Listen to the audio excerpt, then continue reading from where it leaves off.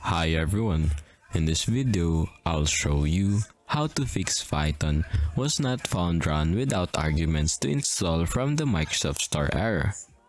First, search up for Python and open its file location. Next, on this shortcut, right click on it and open the file location again.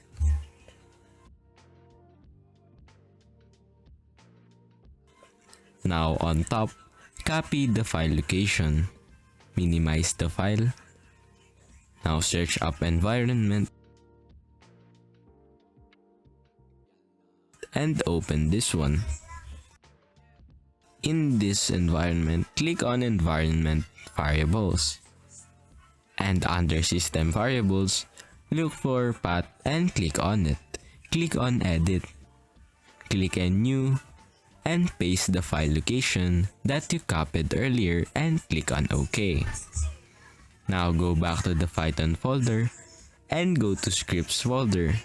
Simply double click it and copy the file location again. Do the same thing and that's it.